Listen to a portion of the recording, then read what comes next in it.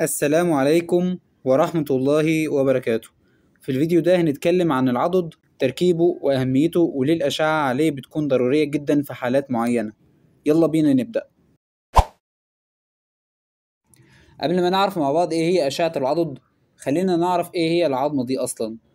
عظمة العضد هي عظمة طويلة في الذراع العلوي، وبتمتد من مفصل الكتف لحد مفصل الكوع، وبتتكون من أجزاء زي رأس العضد أو الهيد. ده بيركب جوه التجويف اللي عند لوح الكتف. وتاني جزء معانا اللي هو العنق بتاع العظم، وده بيبقى عبارة عن جزئين: جزء اناتوميكال وجزء سيرجيكال. بالمناسبة الجزء السيرجيكال ده بيبقى سهل انه يتكسر، تمام، وهو اكثر حالات الكسور في العنق شيوعا. تمام.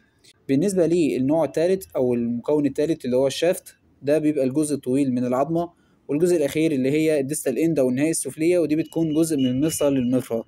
من فوائد عظمة العضد انه بيساعد في حركة الذراع ويساعد في انجاز الانشطة اليومية، كمان بيحمي الاعصاب والاوعية الدموية المهمة. تعالوا بقى نعرف ايه هي أشعة العضد. أشعة العضد او الهيومرس اكس راي هو عبارة عن تصوير باستخدام الأشعة السينية علشان نقدر نشوف تفاصيل عظمة العضد بوضوح. طيب وامتى بتطلب؟ هي بتطلب بعد أي إصابة أو سقوط على الدراع، وفي حالات مثلا كسور أو شروخ بالعظمة. كمان بنعملها في حالات خلع في مفصل الكتف أو المرفق. بنستعملها كمان في متابعة بعد عملية التثبيت أو تركيب شرايح ومسامير. خلونا بقى ننتقل للأوضاع الأساسية. عادة احنا بنصور صورتين أساسيين عشان نغطي العظمة بالكامل. أول وضع معانا اللي هو وضع ال AB view. المريض بيكون واقف أو قاعد والدراع مفرودة، والجهاز بيصور من الأمام للخلف، علشان كده اسمه أمامي خلفي.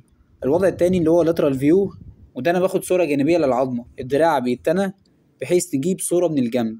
في النهاية أشعة العضد مش مجرد صورة عادية، دي وسيلة أساسية علشان نعرف هل في كسر أو خلع أو حتى مرض تاني بيأثر على العظمة، ومن غيرها بيبقى صعب جدا نحدد خطة العلاج أو نتابع العملية بعد التثبيت.